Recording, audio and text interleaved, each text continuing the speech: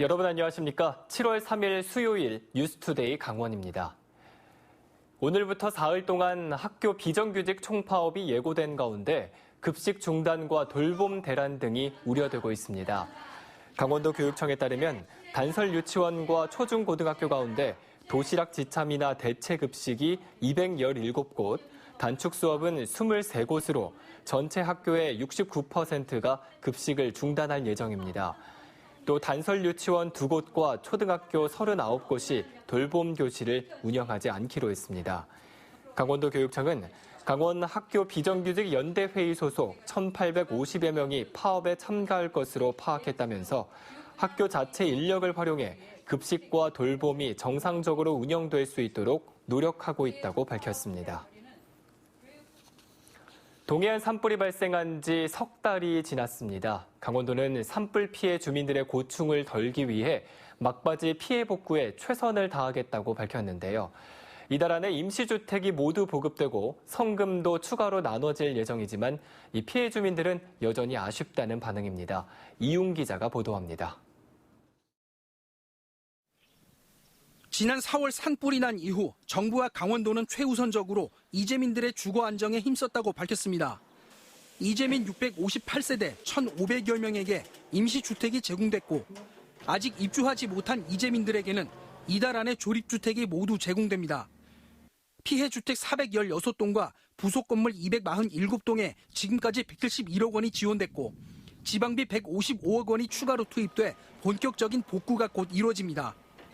주택복구 지원은 정부 지원과 성금 그리고 도와 시군의 추가 지원으로 복구 비용의 70%까지 지원하여 자부담을 최소화하고 있습니다.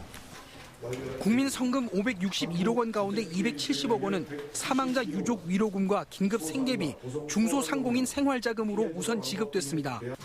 성금 잔액 292억 원도 이달 안에 전액 배분될 예정입니다. 나머지 292억 원에 대해서는 주택 피해 이재민 그리고 소상공인에게 7월 중순까지 배분될 예정입니다.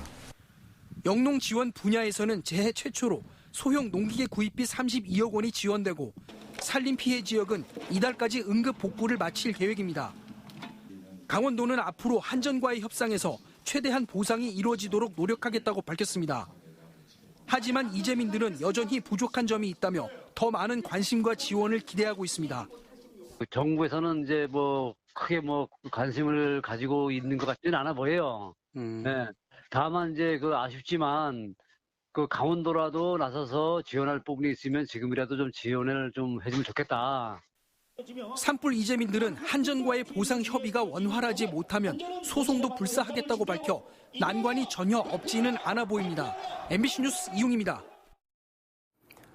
주 52시간 근무 여파 등으로 시내버스의 축소 운행이 현실화됐습니다. 지자체들은 주민 불편을 줄이기 위해 버스 부분 공영제 도입 등을 시도하고 있습니다. 배연환 기자가 취재했습니다. 강릉 옥계 현내시장에서 승객 1명을 태운 버스가 남양주로 향합니다.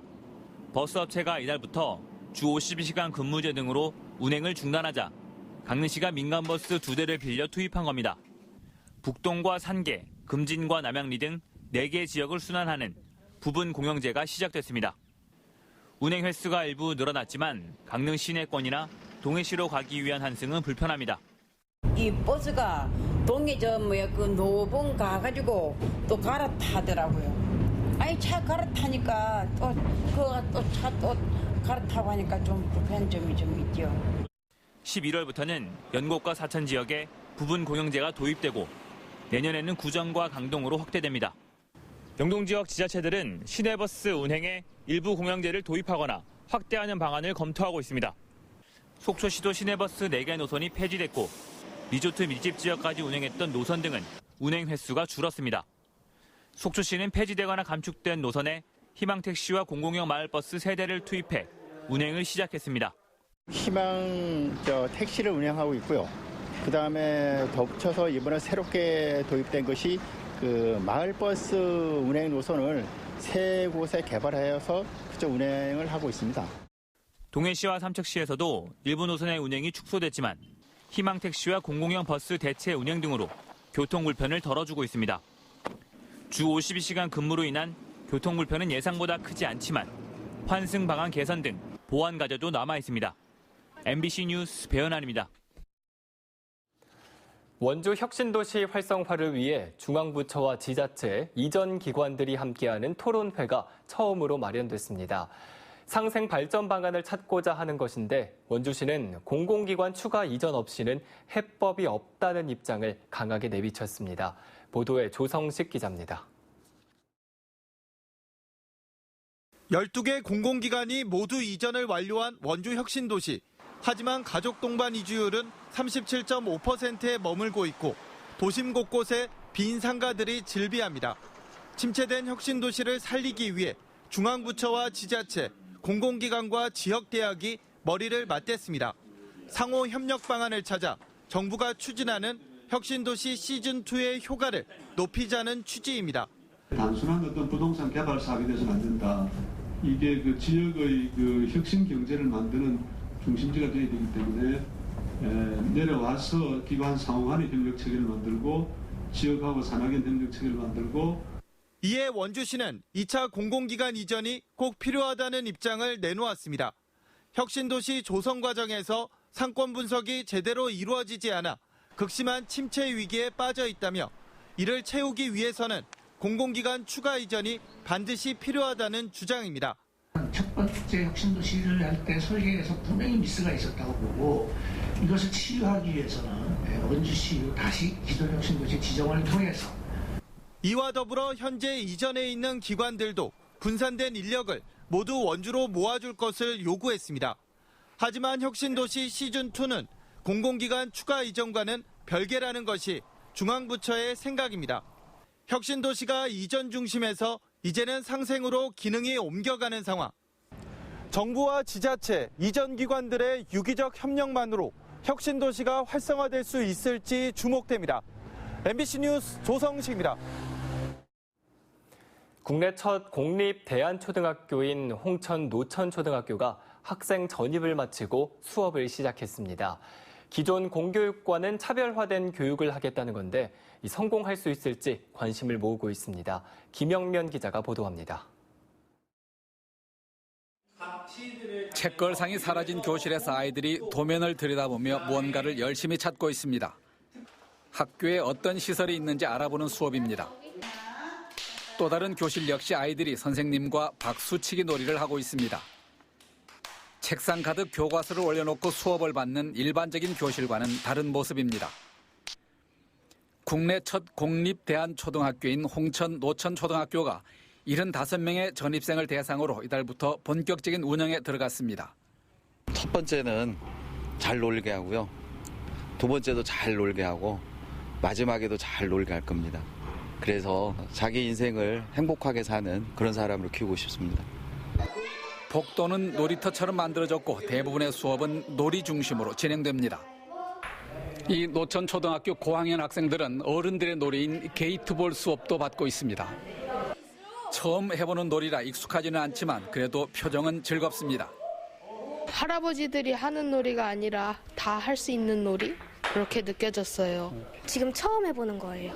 잘 돼? 별로 근데 열심히 할 거예요.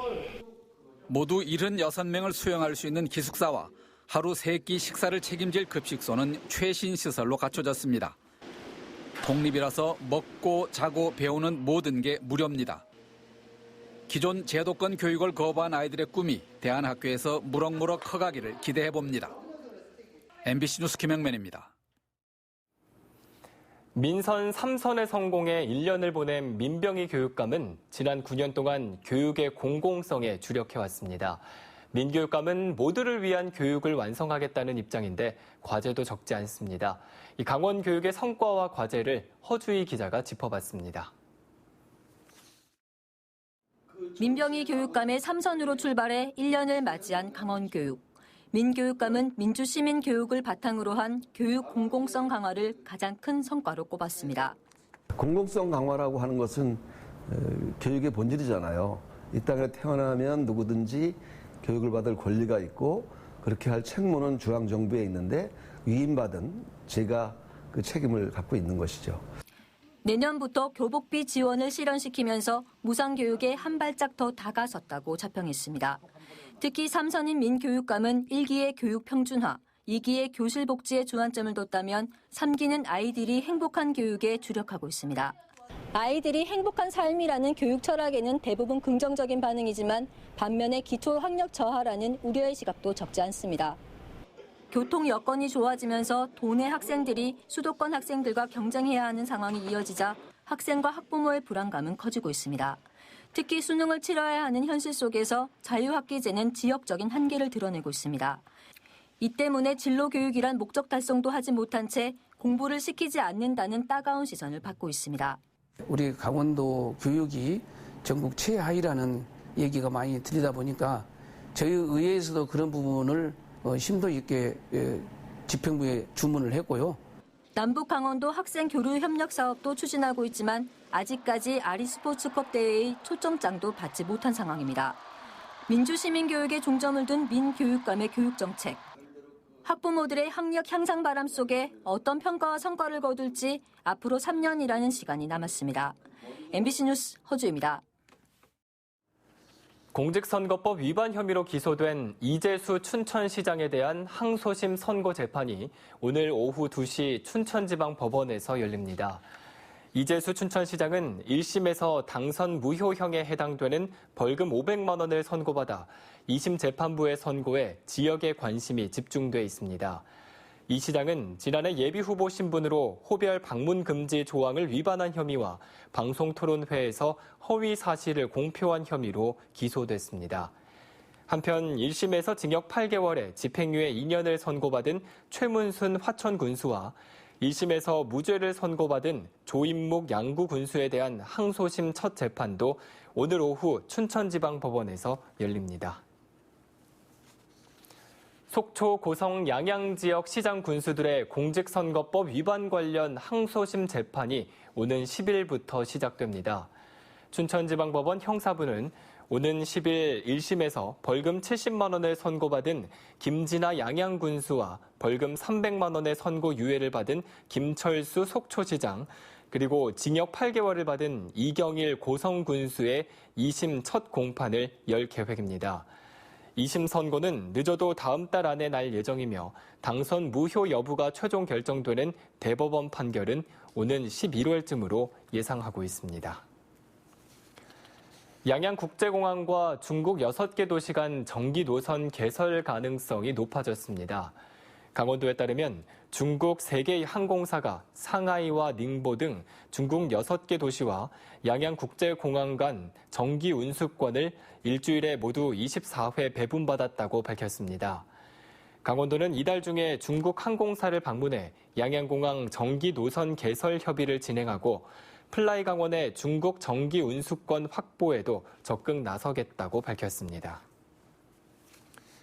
강원도교육청은 올해 상반기 동안 진행된 26개의 사립유치원 감사에서 모두 15곳이 적발돼 57건에 대해 주의, 기관 경고 조치 등을 내리고 3억 원을 회수했다고 밝혔습니다. 도교육청은 감사 대상 유치원 15곳이 부적정하게 집행한 금액 12억 원을 자진 반납해 지난해 상반기 감사 때보다 처분 건수와 회수 금액이 대폭 감소했다고 설명했습니다. 또 올해부터 사립유치원 감사단을 별도 설치해 도내 모든 사립유치원을 대상으로 감사를 확대하고 있다고 밝혔습니다. 내년 3월 25일부터 도내 모든 가축 사용 농가는 가축 분뇨를 일정 수준 부숙시킨 뒤 사실상 완전 발효 상태로 배출해야만 합니다. 이는 가축분뇨법 개정에 따른 것으로 소규모 축산 농가는 가축분뇨를 부숙 중기 상태로 1,500제곱미터 이상 농가는 부숙 후기나 부숙 완료 상태로 배출해야 합니다. 또 허가 대상 농가는 6개월에 한 번, 신고 대상 농가는 1년에 한 번 분석 시험기관에 퇴비 부숙도 측정을 의뢰해야 하며 위반 시 50만 원에서 최대 100만 원의 과태료가 부과될 예정입니다. 양양군의 주민등록 인구가 지난 연말부터 상승세를 보이고 있습니다. 양양군의 인구는 지난해 말에 27,347명으로 1년 전보다 120명이 늘어나 16년 만에 증가세로 돌아섰습니다. 또 지난 6월 말에는 27,621명으로 올 들어서도 274명이 증가했습니다. 양양군은 서울 양양고속도로 개통 등으로 교통망이 개선되고 신규 아파트 공급으로 주거 환경이 나아졌기 때문으로 분석하고 있습니다. 삼척시가 행정기구 개편안을 확정해 의회 심의를 요청했습니다. 삼척시는 현재 2국 4실 22개과인 조직을 3국 2실 22개과로 개편하고 신성장 산업국을 신설해 에너지 정책과와 전략사업과 등 4개 과를 재배치했습니다.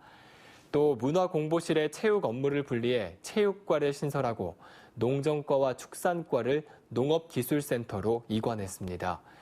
삼척시는 행정기구 개편안이 의회에서 의결되면 이달 말쯤 조직 개편과 인사 발령을 단행할 예정입니다. 영월군이 잣가공 임산물 산지종합유통센터를 준공하고 본격적인 가공 사업에 착수합니다. 모두 8억 원을 들여 400여 제곱미터 규모로 지어진 유통센터는 가공시설과 냉동창고, 사무실 등 3개 건물로 조성됐습니다. 영월군은 한 해 1,000톤가량의 잣이 생산되고 있지만 그동안 가공시설이 없어서 다른 지역에서 가공해왔습니다. 유통센터가 지어지면서 유통구조가 개선되고 판매량 또한 늘 것으로 영월군은 기대하고 있습니다.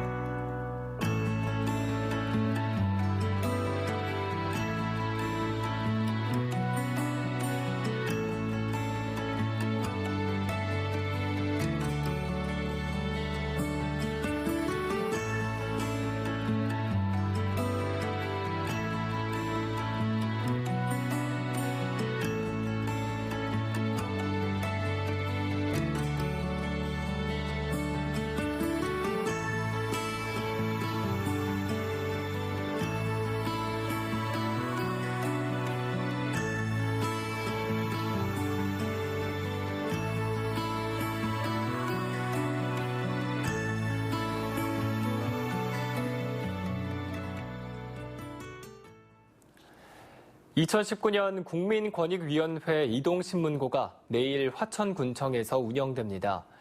권익위는 내일 오전 10시부터 오후 4시까지 4층 대회의실에서 행정 분야를 비롯해 부정부패 상담과 생활법률, 비수급 빈곤층에 대한 상담 활동을 벌일 예정입니다. 이상으로 뉴스투데이 강원을 마칩니다. 고맙습니다.